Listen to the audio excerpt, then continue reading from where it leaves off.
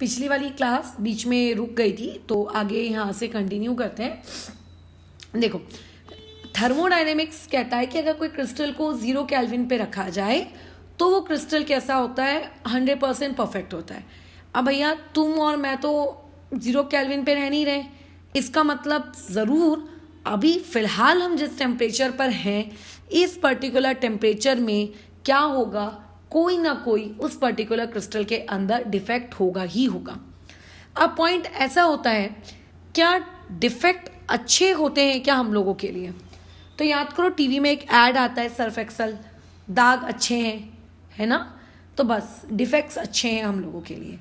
बल्कि कई बार डिफेक्ट्स हमारे लिए इतने अच्छे हो जाते हैं कि अगर कोई क्रिस्टल हम लोगों को बिना डिफेक्ट के दिख रहा है, जो कि वैसे पॉसिबल नहीं है, बट मान लो कोई क्रिस्टल हमें बहुत परफेक्ट दिख रहा है, 99.99999% तक हमें परफेक्ट दिख रहा है, तो ऐसे क्रिस्टल के अंदर हम लोग जानबूझकर डिफेक्ट्स क्रिएट करते हैं, है ना? जानबूझ के हम डिफेक्ट क्रिएट करते हैं ताकि हम उस पर्टिकुलर क्रिस्टल की जो प्रॉपर्टीज हैं, उन प्रॉपर्टीज को क्या कर सके, चेंज कर सके। उनकी टेक्निक होती है, वो इंजीनियरिंग की एक अलग ब्रांच है। जब आप केमिकल इंजीनियरिंग लेते हो तो उसकी एक अलग से एक ब्रांच होती है डिफेक्ट इंजीनियरिंग करके, जैसे मेटलर्जिकल इंजीनियरिंग है, माइनिंग है, वैसे एक अलग से इंजीनियरिंग ब्रांच है, बट उसमें हम नहीं जाएंगे।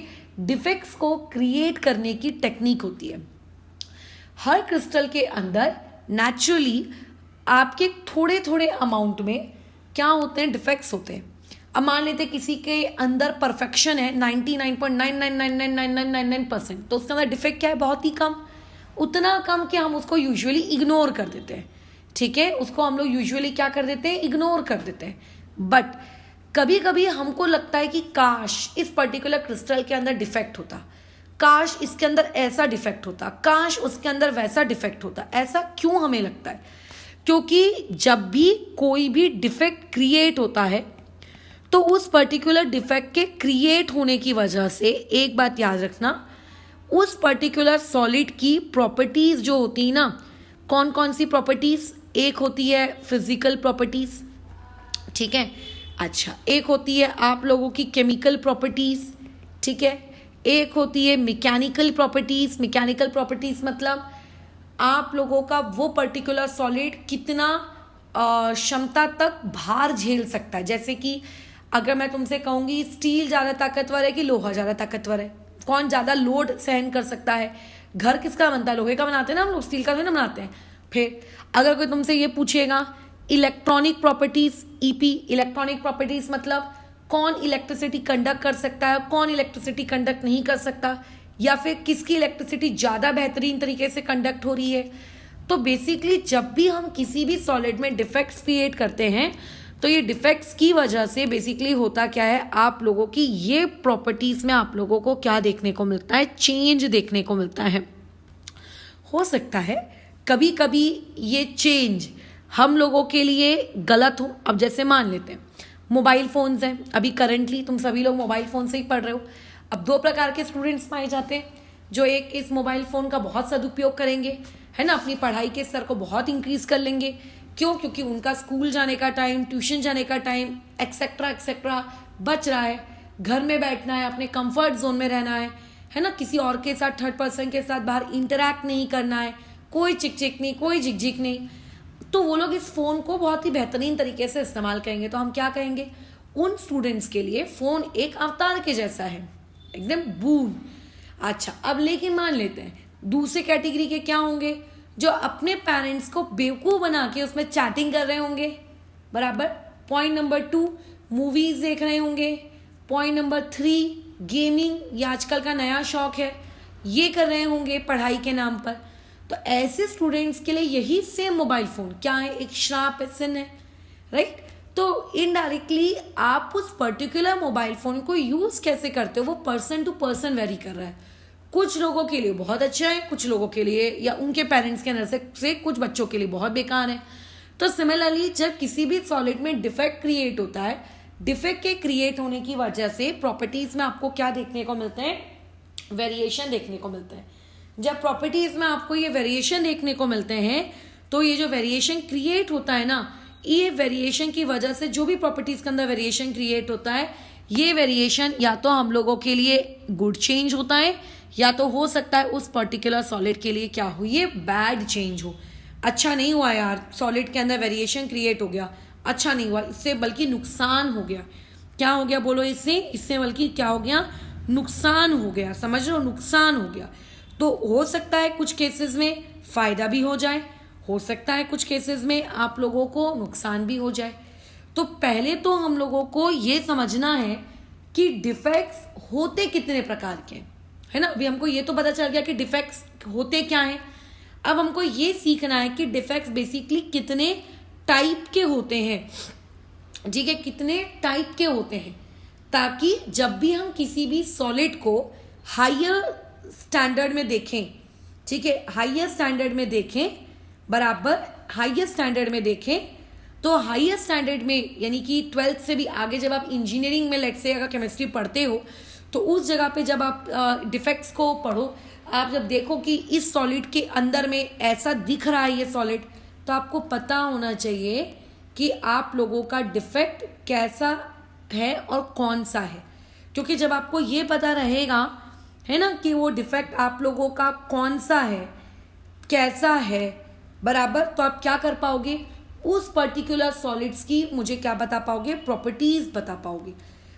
कि मैडम देखो इस डिफेक्ट की वजह से ना ऐसी ऐसी ऐसी ऐसी प्रॉपर्टीज में क्या हो गया, चेंजेस क्रिएट हो गए, बराबर, इस पर्टिकुलर डिफेक्ट की वजह से। ये डिफेक्ट अगर नहीं होता तो ये चीज कैसी होती, ऐसे ऐसे ऐसे ऐसे होती। तो आपको किसी भी सॉलिड की क्या करनी है, प्रॉपर्टीज पढ़नी है। अगर आपको किसी भी सॉलिड की क्या पढ़नी है, प्रॉपर्टीज पढ़नी है, तो आपको उस सॉलिड में एटम्स का अरेंजमेंट कैसा है, मतलब FCC है, BCC है कि कैसा है। इसके अलावा आपको एक और चीज पता होनी चाहिए, वो ये कि आप लोगों के उस पर्टिकुलर सॉलिड के अंदर में डिफेक्ट्स कौन से हैं। ठीक है, अगर आपको ये पता रहेगा कि उस पर्टिकुलर सॉलिड के अंदर डिफेक्ट्स कौन से हैं, तो आप क्या कर पाओगे, बहुत ही इजीली उस प्रॉपर्टीज की और भी क्या कर पाओगे, प्रॉपर्टीज को बता पाओगे कि अच्छा कि इसकी इलेक्ट्रिकल प्रॉपर्टीज में ये चेंज आ गया, इसकी फिजिकल प्रॉपर्टी में मैडम देखो ये चेंज आ गया, ये ऐसा हो गया, ये वैसा हो गया। आप डिफेक्ट्स अगर आपको पता होगा तो आप क्या करोगे, बता पाओगे। तो हम लोगों को हो सकता है हमारे लिए डिफेक्ट फायदे हो सकता है हमारे लिए डिफेक्ट्स नुकसानदायक हो।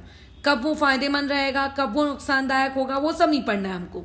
हमको सिर्फ क्या करना है, हमको सिर्फ क्या करना है बताओ, सिर्फ आइडेंटिफाई करना सीखना है। हमको क्या करना है, सिर्फ आइडेंटिफाई करना सीखना है कि हाँ करके अगर ये डिफेक्ट है तो ये कौन सा वाला है, और अगर ये डिफेक्ट है तो इस डिफेक्ट की वजह से उस पर्टिकुलर सॉलिड के प्रॉपर्टीज में आप लोगों को कैसे कैसे चेंजेस देखने को मिलेंगे। बस खत्म, इतना पढ़ना है हमको, ठीक है। अच्छा, अगर मान लेते कोई डिफेक्ट अच्छा होता है, हम लोगों को मान लेते किसी डिफेक्ट, जैसे बोलते हैं सरफेक्स के दाग अच्छे हैं, तो मान लेते किसी डिफेक्ट से अगर मान लेते हमको फायदा हो रहा है, तो ऐसे में हम लोग खुद डिफेक्ट्स क्रिएट करते हैं। हमको नहीं करना है, ठीक है, हमको नहीं करना है अभी 12th स्टैंडर्ड में डिफेक्ट्स को क्रिएट, ना तो थियोरटिकली ना तो प्रैक्टिकली, बट रियलिटी में डिफेक्ट्स को क्रिएट किया जाता है। अगर वो डिफेक्ट आपके लिए फायदेमंद हुआ तो, अगर वो डिफेक्ट की वजह से आपको फायदा नहीं हो रहा है बल्कि मान लेते हैं आपकी सॉलिड की प्रॉपर्टीज को नुकसान हो रहा है, तो आप फिर उस डिफेक्ट को हटाने की भी कोशिश करते हो। तो डिपेंड कि डिफेक्ट की वजह से आपको क्या फील हो रहा है, कैसा बिहेव हो रहा है ना, आपके उस सॉलिड के अंदर क्या चेंजेस आ रहे हैं, उसके अकॉर्डिंग आप क्या करते हो, उस डिफेक्ट के अंदर चेंजेस मतलब उसको हटाओगे कि और उसको और इंक्रीज करोगे, ये सब चीजें आप देखते हो, ठीक है। डन, चलो आगे कंटिन्यू करते हैं। फिर अभी पॉइंट नंबर 2 में आते हैं। हम लोगों को बेसिकली क्या पढ़ना है, टाइप्स ऑफ डिफेक्ट पढ़ना है। तो अभी ये वाली जो क्लास है आप लोगों की एक इंट्रोडक्टरी क्लास है डिफेक्ट्स को लेकर। हम लोग बेसिकली डिफेक्ट्स के कैसे एक एक टाइप को पढ़ेंगे, हम लोग ऑलरेडी कल पढ़ेंगे, हम लोग इसको अभी नहीं पढ़ रहे हैं, ठीक है, इसको हम लोग कल पढ़ेंगे, बट अभी के लिए हम लोग सिर्फ क्लासिफिकेशन देख रहे हैं। तो देखो, अगर मैं डिफेक्ट्स को क्लासिफाई करने पर जाऊं तो मैं डिफेक्ट्स को कैसे क्लासिफाई कर सकती हूँ, क्या बेसिस होगा डिफेक्ट्स को क्लासिफाई करने का। तो सबसे पहला जो डिफेक्ट होता है जिसके हिसाब से हम उसको क्लासिफाई करते हैं, वो हम ये देखते हैं कि अगर अरेंजमेंट है मान लेते हैं 100 पार्टिकल्स का, मान लेते हैं अरेंजमेंट है 100 पार्टिकल का। जैसे मान लेते हैं क्लास 1 से लेके क्लास 10 के बच्चे असेंबली में खड़े हैं, तो क्या क्लास 1 से और क्लास 10 तक के सारे बच्चे डिफेक्टेड हैं क्या? सभी लोग गलत कपड़े पहनकर आ गए क्या? ये हम देखते हैं। या फिर हो सकता है सिर्फ क्लास 10th के बच्चे गलत कपड़े पहनकर आए, तो हम क्या बोलेंगे? सिर्फ एक स्टैंडर्ड डिफेक्टेड है। या हो सकता है उन सारे बच्चों में सिर्फ एक ही बच्चा डिफेक्टेड है, सिर्फ एक ही ने गड़बड़ी मारी है। तो बेसिकली अगर आप अपने एक सॉलिड को देखो, क्रिस्टलिन सॉलिड को देखो, तो क्रिस्टलिन सॉलिड के अंदर जो पार्टिकल्स का अरेंजमेंट होता है, वो अरेंजमेंट हो सकता है डिफेक्टेड हो। सिर्फ मान लेते हैं उसके कुछ पार्टिकल्स ही डिफेक्टेड हो। एक पार्टिकल 10th के 2 बच्चे, 9th के 3 बच्चे, 5th के 1 बच्चे, KG2 का 1 बच्चा, मतलब सिर्फ कुछ पॉइंट्स में ही आपको क्या दिख रहा है? डिफेक्ट दिख रहा है, सिर्फ कुछ पॉइंट्स में। तो इसी को हम लोग क्या कहते हैं? आप लोगों का पॉइंट डिफेक्ट कहते हैं, या फिर इसको एक और डिफेक्ट कहा जाता है एटॉमिक डिफेक्ट। ठीक है, अगर उस पूरे क्रिस्टलिन सॉलिड में बहुत सारे जो आपके पार्टिकल्स होते हैं, उन बहुत सारे पार्टिकल्स में से यदि सिर्फ कुछ पार्टिकल्स में आपको डिफेक्ट देखने को मिल रहा है, तो उन सिर्फ कुछ पार्टिकल्स के डिफेक्ट को ही हम लोग बेसिकली क्या कहते हैं? आप लोगों के पॉइंट डिफेक्ट कहते हैं। पॉइंट डिफेक्ट से मेरा ये मतलब नहीं है कि सिर्फ एक particle, please focus on my word. Point defect का मतलब ये नहीं होता है कि सिर्फ एक पार्टिकल डिफेक्टेड है। जैसे कुछ क्लास 10 के बच्चे डिफेक्टेड है, कुछ 9 के, कुछ 8 के, कुछ 7 के, कुछ KG1 के, कुछ नर्सरी के, थोड़े हो सकता है वो 1 हो सकता है 2 हो सकता है 3 हो, है ना? तो इसको हम लोग कहते हैं पॉइंट डिफेक्ट। बट मान के चलो पॉइंट डिफेक्ट आपका एक कैटेगरी हो गया, चलो ठीक है मैडम, पॉइंट डिफेक्ट की हम लोगों की एक कैटेगरी हो गई। अब पॉइंट डिफेक्ट के अलावा क्या और भी कैटेगरीज होती हैं डिफेक्ट की? बिल्कुल होती हैं। दूसरा डिफेक्ट जो होता है आप लोगों का, वो होता है कि कहीं आपका पूरा का पूरा आपकी लाइन ही तो डिफेक्टेड नहीं है, कहीं आपकी पूरी की पूरी लाइन ही तो डिफेक्टेड नहीं है, मतलब कहीं पूरी की पूरी क्लास 10 ही तो पगली नहीं है ना? ये होता है।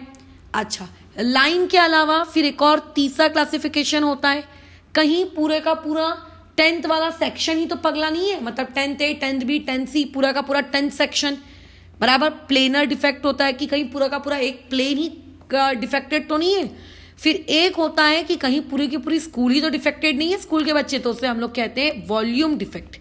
आपकी बुक्स में इस तरीके से नहीं बताया जाता है, वो हर बुक का पता है क्या डिफेक्ट्स को क्लासीफाई करने का तरीका अलग होता है। तो पहले जो नॉर्मल तरीके से डिफेक्ट्स को क्लासीफाई किया जाता है, पहले मैं वो सिखा देती हूँ, फिर तुम्हारी बुक में किस तरीके से है मैं वो बता दूंगी, ठीक है? क्योंकि अगर बुक के अकॉर्डिंग पढ़ेंगे तो ऐसा लगता है कि स्टूडेंट को अच्छा किसी पॉइंट ही डिफेक्ट एग्जिस्ट करता होगा, बाकी डिफेक्ट एग्जिस्ट नहीं करते होंगे, बट ऐसा नहीं है। आपका हो सकता है कि उस पर्टिकुलर क्रिस्टलिन सॉलिड के अंदर कुछ पार्टिकल डिफेक्टेड हो सकता है एक पूरी की पूरी लाइन डिफेक्टेड हो सकता है पूरा का पूरा प्लेन डिफेक्टेड हो सकता है पूरा का पूरा क्रिस्टल ही डिफेक्टेड हो, ठीक है? तो टोटल 4 टाइप के मोटे मोटे तौर पे आप लोगों के डिफेक्ट्स होते हैं, point defect, line defect, planar defect, volume defect. Volume defect हम लोगों के सिलेबस में नहीं है, हम इसको बिल्कुल भी नहीं पढ़ते, एकदम भी नहीं पढ़ते।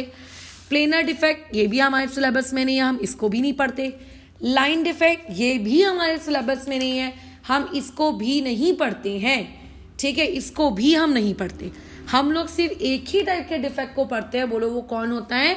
आप लोगों का पॉइंट डिफेक्ट, ठीक है? किसको हम पढ़ते हैं? सिर्फ और सिर्फ पॉइंट डिफेक्ट्स को पढ़ते हैं, समझ रहे? हम लोग सिर्फ और सिर्फ किसको पढ़ते हैं? पॉइंट डिफेक्ट को। हमारा पूरा सिलेबस किसके अराउंड घूमता रहता है? पॉइंट्स डिफेक्ट के अराउंड घूमता रहता है, बस खत्म हो जाती है कहानी। अब मैंने क्या कहा पॉइंट डिफेक्ट में, तुमको बताओ जरा। पॉइंट डिफेक्ट में मैंने क्या कहा कि अगर आपके पास क्रिस्टलिन सॉलिड होगा, ठीक है, मान के चलते हैं अगर आपके पास क्या है?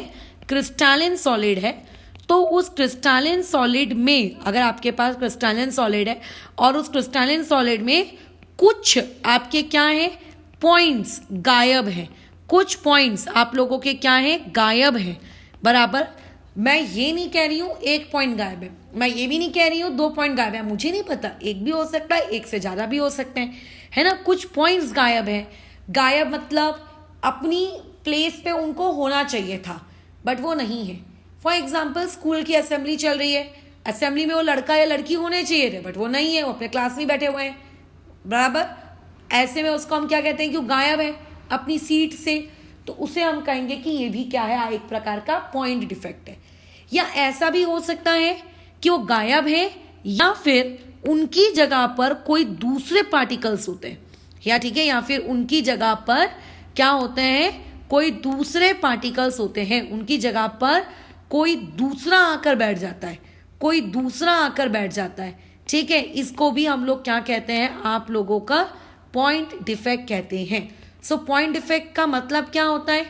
पॉइंट डिफेक्ट का मतलब ये होता है कि आपके उस पर्टिकुलर क्रिस्टलाइन सॉलिड में क्या हुआ है, आप लोगों के कुछ एटम्स या कुछ आयंस अपनी पर्टिकुलर प्लेस से वो लोग क्या है, गायब है, ठीक है। वो अपनी पर्टिकुलर प्लेस से क्या है, गायब है, या फिर उनकी जगह पे कोई दूसरे पार्टिकल्स हैं। अब वो पार्टिकल्स एक भी हो सकते हैं या एक से ज्यादा भी हो सकते हैं, बट जैसे कि हम लोग यहाँ पे बात कर रहे हैं कि कुछ पॉइंट्स गायब है, डोंट यू थिंक अगर मैं एक आयोनिक सॉलिड की बात करूंगी तो इस पॉइंट का मतलब आयंस भी हो सकता है ना, पार्टिकल्स का मतलब आयंस भी हो सकता है, इन पार्टिकल्स का मतलब एटम्स भी हो सकता है ना, इन पार्टिकल्स का मतलब मॉलिक्यूल्स भी हो सकता है। तो बेसिकली पार्टिकल्स आपके कुछ भी हो सकते हैं। अब हम लोग कैसा है, पॉइंट डिफेक्ट को पढ़ना शुरू करते हैं। तो पॉइंट डिफेक्ट को सबसे पहले हम 3 कैटेगरीज में डिवाइड कर लेते हैं। मान लेते हैं बाबा ध्रुव के पास एक आयरन है। आयरन बोलो कौन से टाइप का सॉलिड है, हमने स्टार्टिंग की क्लासेस की थी जब उसने पढ़ा था सॉलिड्स के क्लासिफिकेशन। आयरन एक मेटल है, यानी कि ध्रुव के पास जो सॉलिड है वो कौन सा है, एक मेटालिक सॉलिड है, ठीक है। अच्छा, मान लेते हैं अंशुल ने अपने घर का नमक का डब्बा उठा लिया, उसके अंदर अंशुल के पास नमक है NaCl। क्या NaCl क्रिस्टलाइन सॉलिड है? बिल्कुल, NaCl भी क्रिस्टलाइन सॉलिड है, बट NaCl मेटालिक सॉलिड नहीं है।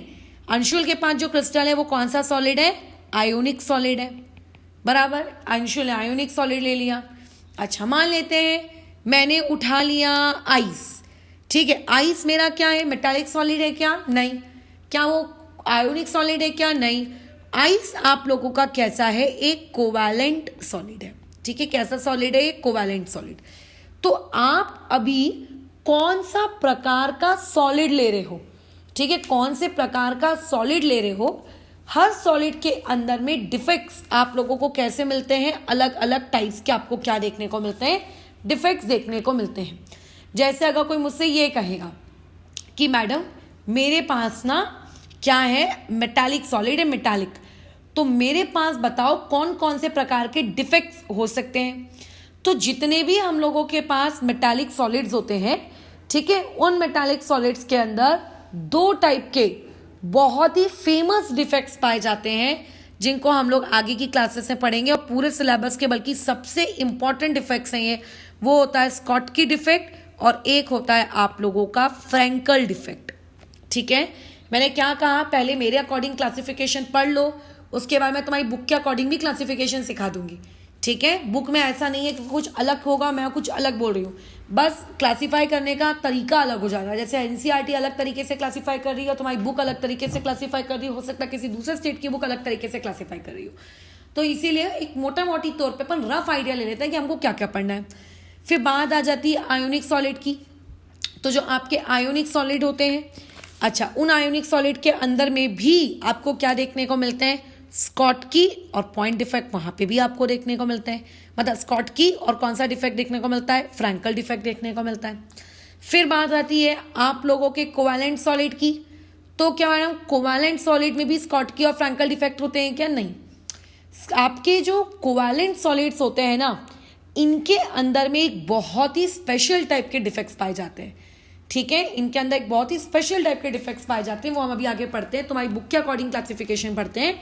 बट ये एक मोटा मोटी तौर पे क्लासिफिकेशन था कि आपको क्या पढ़ना है, पॉइंट डिफेक्ट पढ़ना है। पॉइंट डिफेक्ट के अलावा आपको और कुछ भी नहीं पढ़ना है, ठीक है। अब आ जाओ तुम्हारी किताब में, अब देखते हैं कि उसमें क्या है, कैसे कैसे चीज़ों को क्लासीफाई करने को उसने कहा है। बहुत ही सिंपल है, थियरी है पूरी की पूरी, दिमाग लगाने लायक कुछ भी नहीं है इसमें।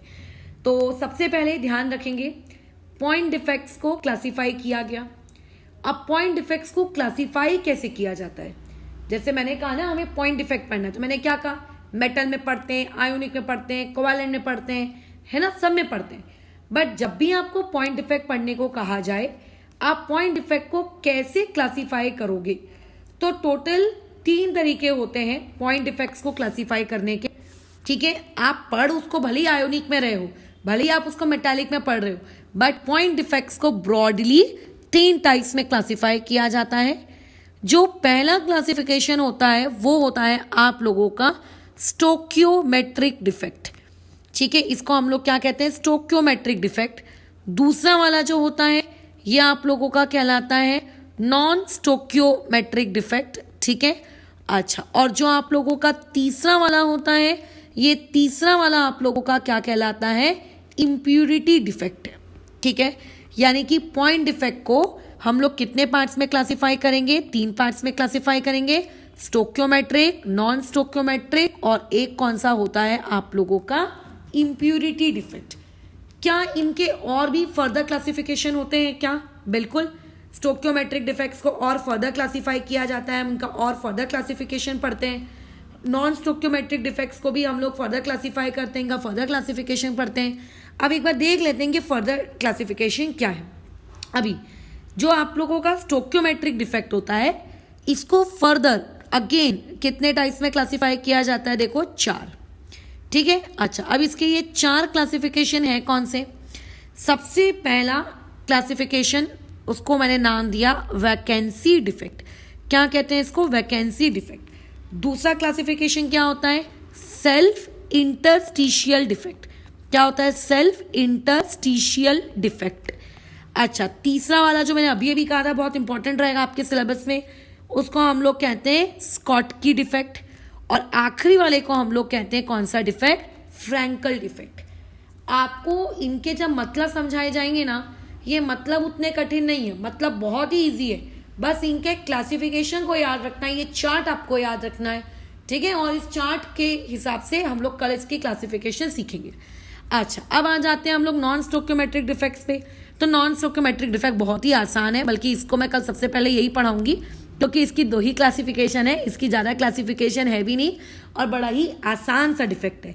इसको हम लोगों का एक कहलाता है मेटल डिफिशियंसी डिफेक्ट। नाम से ही समझ में आ रहा होगा कि क्या कहना चाह रहा है, कि मेटल्स की वहाँ पे क्या हो गई है? डिफिशियंसी हो गई है, बराबर, यानी कि कमी हो गई है। और दूसरा आप लोगों का क्या कहलाता है बताओ? मेटल एक्सेस डिफेक्ट, ठीक है। क्या कहलाता है आप लोगों का दूसरा वाला? Metal access defect. तो 2 टाइप के डिफेक्ट्स होते हैं, मेटल डिफिशियंसी डिफेक्ट, और एक होता है आप लोगों के पास मेटल एक्सेस डिफेक्ट। किसमें? आप लोगों के नॉन स्टोक्योमेट्री वालों में। और स्टोक्योमेट्री वालों में कितने होते हैं? 4, ठीक है। एक खुद वैकेंसी, एक होता है सेल्फ इंटरस्टिशियल, और एक होता है स्कॉट की, और एक होता है आप लोगों का, बोलो कौन? एक होता है आप लोगों का फ्रैंकल। अब बात आती है हम लोगों के किसके केस में?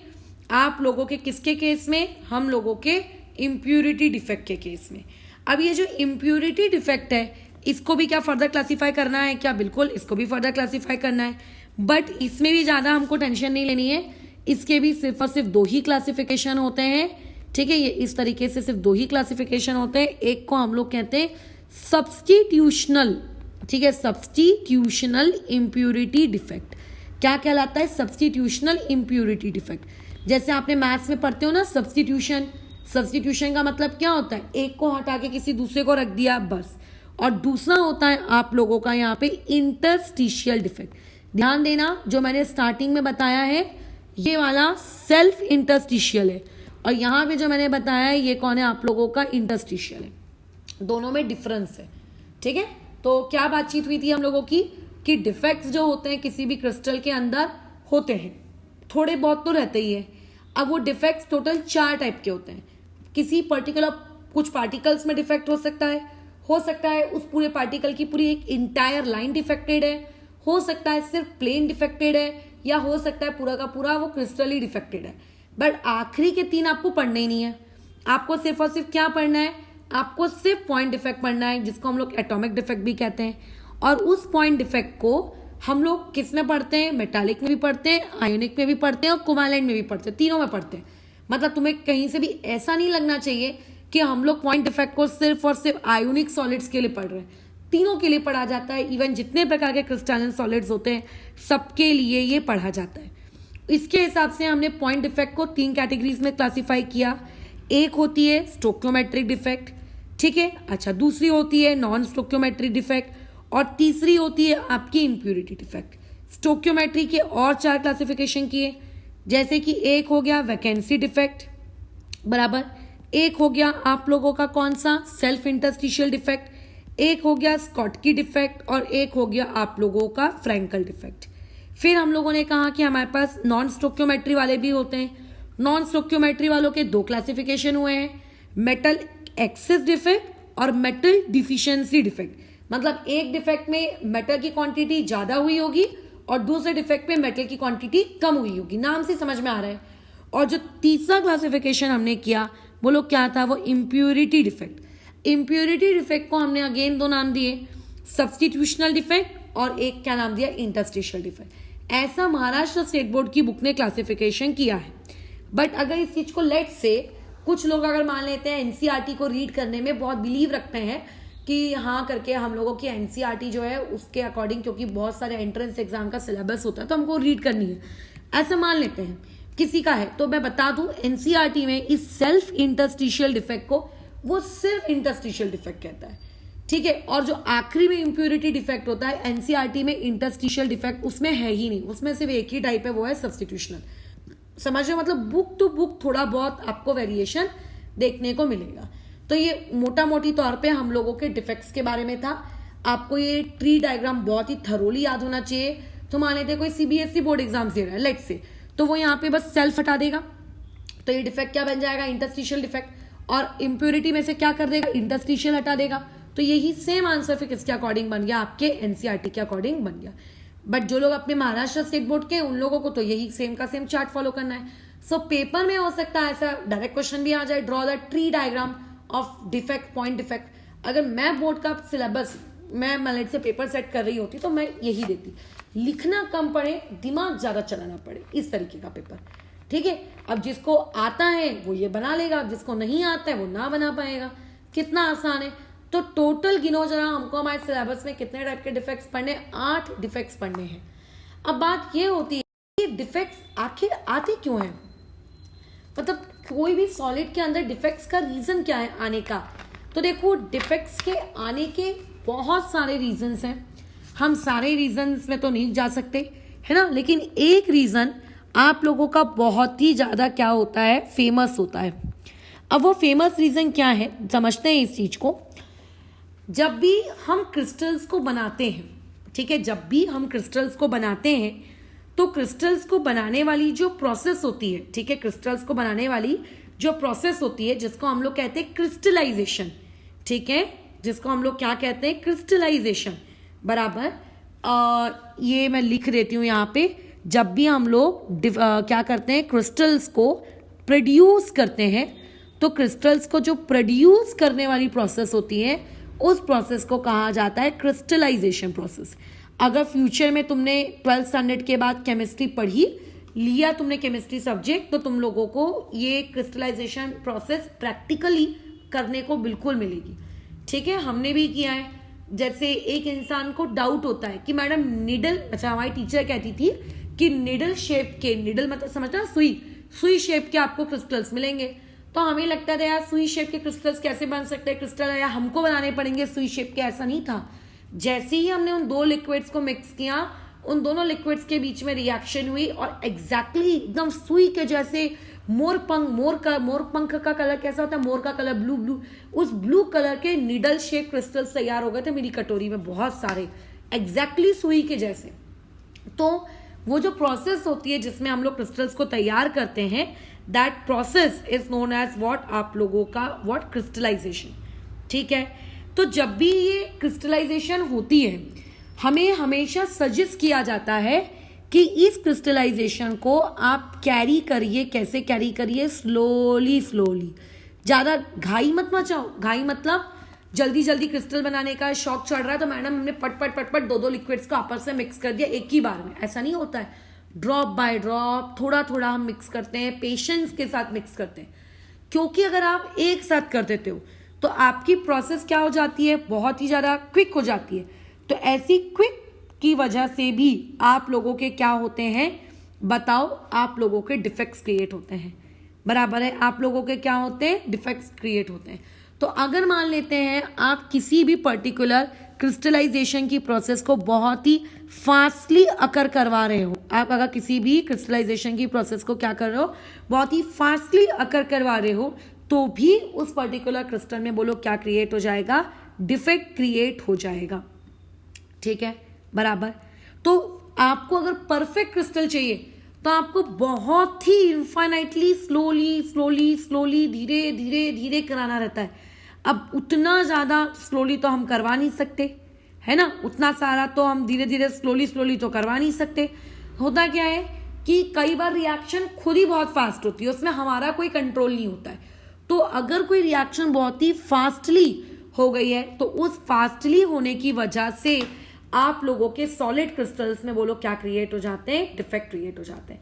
तो हमारी हमेशा कोशिश क्या होती है कि अगर आपको किसी भी सॉलिड के अंदर डिफेक्ट क्या चाहिए है, मिनिमम चाहिए है, तो उस सॉलिड की जो क्रिस्टलाइजेशन वाली प्रोसेस होती है आप उसको क्या करो, स्लोली करवाओ। ठीक है, आप उसको क्या करवाओ, स्लोली करवाओ। अगर आप स्लोली करवाते हो तो आप, मैं ये नहीं कह रही कि डिफेक्ट्स पूरी तरीके से गायब हो जाते हैं, ठीक है, ऐसा नहीं होता, ऐसा नहीं होता कि आपके पूरे तरीके से गायब हो जाते हैं, ऐसा नहीं होता, लेकिन मिनिमम आपको क्या मिलती है, गड़बड़ियां मिलती हैं। ठीक है, आपको क्या मिलती है, मिनिमम गड़बड़ियां मिलती हैं बस। तो इसका एक ही रीजन है कि अगर क्रिस्टलाइजेशन वाली प्रोसेस को आपने बहुत ही जल्दी करवा लिया है तो आपको क्रिस्टल्स डिफेक्टेड मिलते हैं। मैं इसका एग्जांपल मैंने अपनी आंखों से खुद देखा है। जब मैं अपने सेमेस्टर 1 में थी, फर्स्ट ईयर में थी, तो हमको सेमेस्टर 1 में आई थिंक हाँ एक क्रिस्टल हमको बनाने को कहा गया था।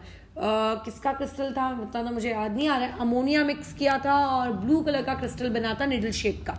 तो जब ये प्रैक्टिकल लैब में कराया जा रहा था उस वक्त मैं एब्सेंट होंगी ऑब्वियस है, तो मैंने ये प्रैक्टिकल किया नहीं था। फाइनल एग्जाम के दिन मुझे एग्जैक्टली यही प्रैक्टिकल आया, 5 मार्क्स के लिए आया था आई थिंक, 3 या 5 मार्क्स के लिए। तो उसमें मुझे बनाना था, प्रोसीजर तो पता थी कि इसमें ये डालो वो डालो बन जाएगा क्रिस्टल, लेकिन क्योंकि उसमें अपन ने अपने हाथ से ये काम स्वयं पहले नहीं किया, तो मैंने क्या किया, मेरे को जो दूसरा प्रैक्टिकल मिला था ना वो बहुत ही ज्यादा मतलब लेंदी मिला था कि उस प्रैक्टिकल को बहुत ज्यादा टाइम लगता मुझे टेस्ट करने में, बताने के लिए कि कौन से रेडिकल्स हैं कौन से नहीं है। तो मैंने क्या किया, फटफट दोनों सोल्यूशन को मिक्स कर दिया और मैंने उसको रख दिया कि चलो बन जाएगा क्रिस्टल। तो मेरा क्रिस्टल बना ही नहीं, ठीक है, मेरा क्रिस्टल ही नहीं बना, या बना भी तो परफेक्ट जो नीडल शेप होती है ना वो परफेक्ट नीडल शेप का मेरा क्रिस्टल नहीं बना। तो यहाँ से हमें ये शिक्षा मिली कि जब भी आपको क्रिस्टल बनाना हो आपको एटलीस्ट उसको इनफाइनाइटली बहुत स्लोली उसकी प्रोसेस करानी होती ताकि क्रिस्टल्स आपको क्या मिले, मिनिमम डिफेक्ट्स के साथ मिले। कल हम लोग इसके बारे में आगे पढ़ेंगे कि डिफेक्ट्स के एक क्लासिफिकेशन में तुम्हें समझा के दूंगी कि स्कॉटकी क्या होता है, फ्रैंकल क्या होता है, वैकेंसी क्या होता है, मेटल एक्सेस, मेटल डिफिशियंसी, ये कल हम सब सीखेंगे। कल हम 2 डिफेक्ट्स को पढ़ेंगे, एक इम्प्योरिटी डिफेक्ट क्या होता है कल हम वो सीखेंगे, और एक नॉन स्टोक्योमेट्रिक डिफेक्ट क्या होता है कल हम वो सीखेंगे। कल 2 डिफेक्ट्स हम पढ़ेंगे, स्टोक्योमेट्री वाला हम परसों की क्लास के लिए रखेंगे, थोड़ा लेंदी है ना वो, उसको परसों की क्लास के लिए रखेंगे। आज की क्लास से लेकिन हमने सीखा क्या, पहले सीखे वाले टॉपिक पे थोड़ी बातचीत कर लेते हैं, है ना। अच्छा, तो जैसे कि एक बात हमेशा याद रखना, कभी भी कोई भी क्रिस्टल परफेक्ट नहीं होता है, हमेशा उसमें थोड़ी ना थोड़ी इम्प्योरिटी किसी ना किसी रीजंस की वजह से होती ही है। तो किसी भी प्रकार की इरेगुलरिटीज अगर आपको किसी भी सॉलिड के अंदर उसके पार्टिकल्स में दिखती हैं तो उसको बेसिकली हम लोग डिफेक्ट्स या फिर क्या कहते हैं, इम्परफेक्शन। तो यहां से ये तुम लोगों की आज की क्लास का क्या बन गया, एक पहला क्वेश्चन बन गया, जहां से आपको क्या क्वेश्चन क्रिएट करना है बताओ, डिफाइन डिफेक्ट्स या फिर क्वेश्चन क्या लिखोगे, और इम्परफेक्शंस। अब बात होते हैं कि डिफेक्ट्स जो होते हैं वो पॉइंट डिफेक्ट भी होते हैं, वो लाइन डिफेक्ट भी होते हैं, वो प्लेनर डिफेक्ट भी होते हैं, और वो आपके वॉल्यूम डिफेक्ट भी होते हैं। बट हमारा सिलेबस हमको सिर्फ क्या परमिट करता है, सिर्फ आप लोगों का क्या परमिट करता है, पॉइंट डिफेक्ट को पढ़ना। हम लोग सिर्फ और सिर्फ क्या पढ़ते हैं, वो लोग पॉइंट डिफेक्ट्स पढ़ते हैं। पॉइंट मतलब उस क्रिस्टलाइन सॉलिड के कुछ पार्टिकल्स में डिफेक्ट आया होगा, ना कि पूरे के पूरे क्रिस्टल में, ना कि उस पूरे के पूरे क्रिस्टल के किसी प्लेन में, ना तो किसी पर्टिकुलर एक लाइन में, सिर्फ कुछ रैंडम पॉइंट्स में आप लोगों के डिफेक्ट आया होगा। तो पॉइंट डिफेक्ट की डिफाइन, ये आपका दूसरा क्वेश्चन बन गया, है ना। तो अगर कोई तुमसे पूछेगा कि what do you mean by the point defect, तो पॉइंट डिफेक्ट को आप किस तरीके से बताओगे कि defects that are produced in the arrangement of the basis at lattice points in crystal solid. Basis क्या होता है बताए थे ना तुम्हें, बेसिस क्या होता है, बेसिस मतलब क्या, आपके वो कंस्टिट्यूएंट पार्टिकल्स, ठीक है। बेसिस का मतलब क्या होता है, कंस्टिट्यूएंट पार्टिकल्स। कंस्टिट्यूएंट पार्टिकल्स मतलब एटम भी हो सकता है, आयन भी हो सकता है, मॉलिक्यूल भी हो सकता है, कुछ भी हो सकता है। किसी भी पर्टिकुलर कंस्टिट्यूएंट पार्टिकल के अरेंजमेंट में, उसके पर्टिकुलर पॉइंट्स के अरेंजमेंट में अगर दिक्कत आ जाए तो उसको हम लोग क्या कहते हैं, पॉइंट डिफेक्ट्स, ठीक है। अब पेपर में अगर तुमसे ये पूछा जाए कि पॉइंट डिफेक्ट को डिफाइन करो, तो सिर्फ इतना ही लिखकर मत आ जाना गधे समान, है ना। हाँ, कुछ ज्यादा लिखना। अब ज्यादा क्या लिखोगे, ज्यादा ये लिखोगे कि पॉइंट डिफेक्ट्स के 3 कैटेगरीज में हम उसको क्लासिफाई करते हैं, stoichiometric point defect, impurity defect and non stoichiometric point defect. यानी कि अगर डिफाइन पूछे तो डिफाइन लिखनी है, बट डिफाइन के साथ साथ आपको ये पॉइंट भी लिखना ही है, ठीक है। अच्छा, अब जैसे मैंने तुम लोगों को क्या कहा कि देखो लाइन डिफेक्ट भी होता है, पॉइंट डिफेक्ट भी होता है और प्लेन डिफेक्ट भी होता है। प्लेन की स्पेलिंग गलत लिखी है बुक में, ठीक है, पहला एडिशन है, क्या कर सकते हैं, ठीक है। प्लेन डिफेक्ट भी होता है, लेकिन हम लोगों को सिर्फ और सिर्फ क्या पढ़ना है, पॉइंट डिफेक्ट। इसका मतलब जो मैंने तुमको पढ़ाया वो कुछ भी आउट ऑफ द सिलेबस नहीं पढ़ाया था, ठीक है। बट बात यह कि बुक में वो चीजें थोड़ी छुप के होती हैं, अपन को उसको एक्सप्लोर करके पढ़ना होता है, ठीक है। और उसके अलावा हमने स्टार्टिंग में क्या पढ़े थे, हमने ये पढ़ा था कि थर्मोडायनेमिक्स कहती है कि अगर आपको एकदम परफेक्ट क्रिस्टल चाहिए, 100% परफेक्ट क्रिस्टल चाहिए, तो 100% परफेक्ट क्रिस्टल आपको सिर्फ एक ही टेम्परेचर पे मिल सकता है। बोलो क्या, आप लोगों के कहाँ पे मिल सकता है, 0 केल्विन पे मिल सकता है। और 0 केल्विन को केमिस्ट्री की भाषा में क्या कहते हैं हम लोग, आप लोगों का एब्सोल्यूट जीरो। हम ये देखो absolute zero of the temperature, ये जो वर्ड लिखा है ना यहाँ पे, एब्सोल्यूट जीरो ऑफ टेम्परेचर, ये जो वर्ड लिखे हैं, जो 4 शब्द लिखे हैं, इन 4 शब्द का मतलब होता है आप लोगों का 0 केल्विन, या फिर इसका मतलब होता है -273.515 डिग्री सेल्सियस। मान लेते हैं पेपर में तुम भूल गए, एब्सोल्यूट जीरो वर्ड याद नहीं आ रहा है, तो उसकी जगह तुम 0 केल्विन भी लिख सकते हो कि आइडियल क्रिस्टल्स आपको सिर्फ एक ही सिचुएशन में मिलते हैं जब हमारा टेम्परेचर क्या होता है, 0 केल्विन होता है। अगर टेम्परेचर 0 केल्विन से थोड़ा सा भी ऊपर गया ना, तो आप लोगों को कभी भी किसी भी टेम्परेचर पे, 0 केल्विन से ऊपर किसी भी टेम्परेचर पे आप लोगों को कभी भी 100% परफेक्ट क्रिस्टल नहीं मिलता। सब में थोड़े थोड़े कुछ ना कुछ क्या होते हैं, डिफेक्ट्स होते ही होते हैं, ठीक है। ये इस तरीके से, तो ये जो है आप लोगों का पॉइंट नंबर 3, बोलो क्या है पॉइंट नंबर, इस पर्टिकुलर पॉइंट से आप क्या क्वेश्चन क्रिएट कर सकते हो, how you can achieve ideal crystals, ठीक है। आप किस तरीके से आइडियल क्रिस्टल्स बना सकते हो, यह आप लोगों का एक क्वेश्चन क्रिएट हो जाएगा। या फिर इसी क्वेश्चन को इस तरीके से भी पूछा जा सकता है, can ideal crystals exist, can ideal crystals are possible, क्या आइडियल क्रिस्टल्स बना पाना हमारे लिए पॉसिबल है, तो आप उसमें जवाब क्या दोगे, एब्सोल्यूट जीरो ऑफ टेम्परेचर पे पॉसिबल है। तो ये बेसिकली उसका क्या हो गया, आंसर हो गया। लेकिन अगर आप 0 केल्विन पे नहीं हो, 0 केल्विन से अगर आप किसी भी पॉइंट पे अगर लेट से आप ऊपर हो, तो वहां पे आपको कुछ ना कुछ डिफेक्ट देखने को हमेशा मिलेगा। तो ये जो पीछे की लाइन है ना, इस पीछे की लाइन से देखो क्या क्रिएट हो सकता है, यहां से एमसीक्यू क्रिएट हो सकता है। इस पिंक कलर की लाइन से क्या क्रिएट हो सकता है, एमसीक्यू। आपको मान लेते हैं क्वेश्चन दे देगा अबोव 0 केल्विन, अबोव 0 केल्विन मतलब 0 केल्विन से ऊपर क्या हम लोगों का 100% प्योर डिफेक्ट पॉसिबल है, अर्थात 100% प्योर क्रिस्टल पॉसिबल है, ट्रू और फॉल्स। तो आपको जवाब देना पड़ेगा फॉल्स, पॉसिबल नहीं है। तो यहां से किसी भी प्रकार का एमसीक्यू क्रिएट हो जाएगा। अच्छा, या फिर यहां से क्वेश्चन भी क्रिएट हो सकता है। क्वेश्चन क्या होगा कि अबोव 0 केल्विन, 0 केल्विन यानी कि कौन, एब्सोल्यूट जीरो टेम्परेचर, ठीक है, अबोव 0 केल्विन, ठीक है। Is there any defect in crystal, is there any defect in crystal, क्या 0 केल्विन के ऊपर आपके पास कभी भी किसी भी क्रिस्टल में कोई भी डिफेक्ट होता है क्या, ये क्वेश्चन क्रिएट हो गया। अगर ऐसा क्वेश्चन क्रिएट होता है तब आपको वो आंसर लिखना है। तो देखो हमने जो एक एक पॉइंट पढ़ा, उस एक एक पॉइंट से हम लोग क्या क्रिएट कर रहे हैं, क्वेश्चंस क्रिएट कर रहे हैं। जैसे मैंने तुमसे क्या कहा था कि दाग कभी अच्छे भी हो सकते हैं, दाग बुरे भी हो सकते हैं। अगर दाग अच्छे हैं तो इट मीन्स दैट हम लोग जानबूझ के उन क्रिस्टल्स को क्रिएट करते हैं, ठीक है। कभी कभी हम लोग क्या करते हैं, जानबूझ के डिफेक्ट्स को क्रिएट करते हैं। क्यों हम लोग जानबूझ के डिफेक्ट्स को क्रिएट करते हैं, ताकि हम लोगों को उन डिफेक्ट्स को क्रिएट करने से हो सकता है कोई क्रिस्टलिन सॉलिड के अंदर कोई अच्छी प्रॉपर्टीज मिल रही हो, उन अच्छी प्रॉपर्टीज को अचीव करने के लिए हम लोग क्या करते हैं, आप लोगों के क्रिस्टलिन सॉलिड्स के अंदर जानबूझ के डिफेक्ट्स क्रिएट करते हैं, ठीक है। तो ये ऊपर वाला क्वेश्चन बन गया और ये उसका क्या बन गया, आंसर बन गया, ये आंसर बन गया। जैसे आपने बायोलॉजी में पढ़ा होगा ना, hybrid potato, hybrid brinjal, etcetera etcetera, मतलब आप दो लोगों की वैरायटीज को मिक्स कर देते हो ताकि जो नई वैरायटी का क्रॉप बने उसके अंदर उन दोनों पेरेंट्स की क्या होनी चाहिए, प्रॉपर्टीज होनी चाहिए, बराबर।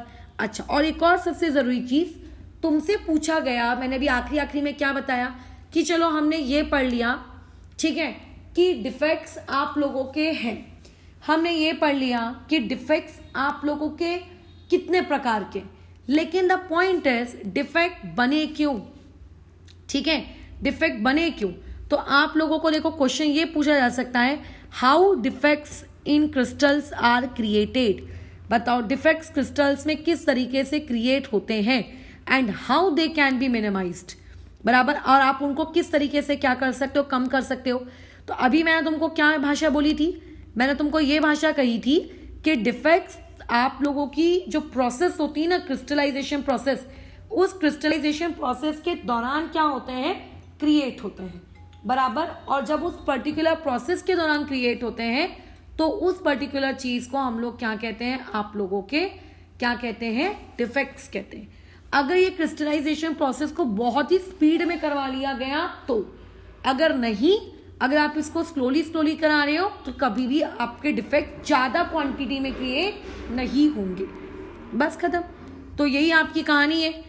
तो अगर कोई तुमसे इस पर्टिकुलर क्वेश्चन का आंसर पूछेगा कि हाउ डिफेक्ट्स आर क्रिएटेड, तो तुम जवाब दोगे defects are created during the process of crystallisation, ठीक है, if crystallisation is occur at faster rate, बराबर। अगर ये क्रिस्टलाइजेशन को हमने फास्टर रेट में लिया तो, और किस तरीके से मिनिमाइज कर सकते हैं, it can be minimise by carrying out crystallisation at which cross rate, slower rate. खत्म हो जाती है यहाँ पे कहानी हम लोगों की, डन, ये इतना सही है, ठीक है। तो बस यही हमारी कहानी थी। कल इसके आगे हम लोग कंटिन्यू करेंगे आप लोगों के आगे के डिफेक्ट्स के साथ।